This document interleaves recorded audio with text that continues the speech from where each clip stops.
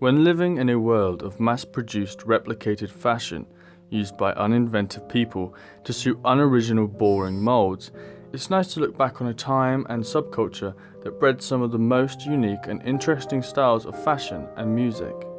What is Goth?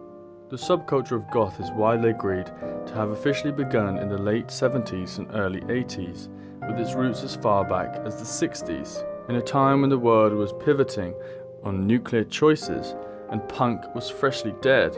A genre of rock would emerge with a dark dress code. Some of the major names of this musical movement were Susie and the Banshees, The Cure, Bauhaus, Joy Division, and many more. Each stated would make staple gothic rock albums in the early 80s that would go on to influence its listeners into creating the well-known subculture referred to as Goth. So at this point, you're probably wondering what sets the Goth subculture apart from the mainstream.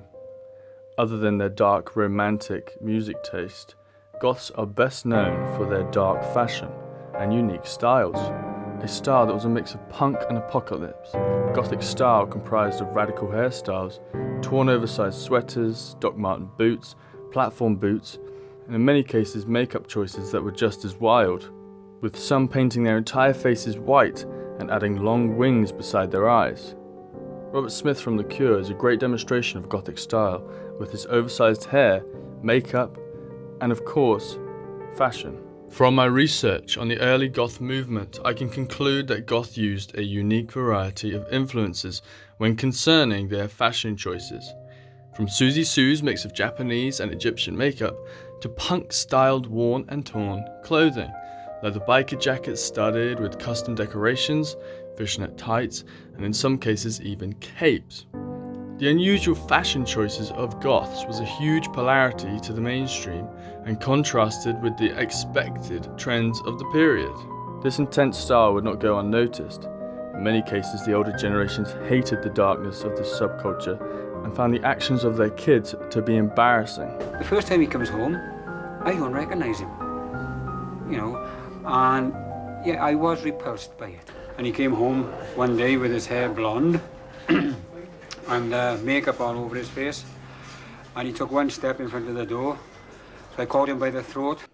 This would provide Goth with a stereotype that still exists to this day, and help fuel the movement even more. When mentioning Goth, we probably imagine people dressed in all black, worshipping Satan, but after reading and watching information about Goth provided by Goths, I've learned that this stereotype isn't the full truth. Goths, like you and I, have a plethora of beliefs and, from what I've seen, have different coloured clothes other than just black. When concerning the people behind the culture, it's easy to write them off as weirdos, and they probably would fit your definition. However, they are human beings, and could replicate your look if they chose to. But instead, they chose to be original, driven by a musical movement and guided by a fashion trend. In a one-size-tailored world, it's refreshing to be reminded of a more inventive and original time, before people became so obsessed with fitting the bill, both socially and emotionally.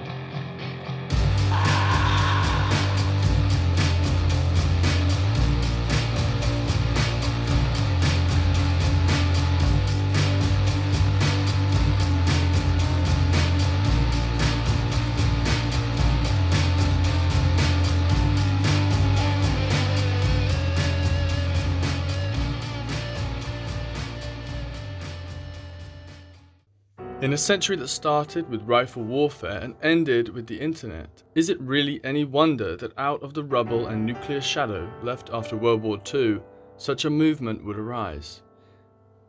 A nihilistic, all-accepting movement that romanticized the darker, spooky sides of life and the supernatural. Since its arrival, Goth has never stopped changing and probably never will. The short film has primarily focused on traditional Goth, but in its long life, Goth has produced several offshoots, and just as interesting different forms of Goth. Okay, before I end this video, I'd like to thank everyone for the recent support this channel's received. It's astonishing, and I really appreciate it. Videos are taking longer than ever now to create because the world is trying to drain and kill me. But I'll see you in the next video. Thanks for watching, appreciate it, and I hope you enjoyed.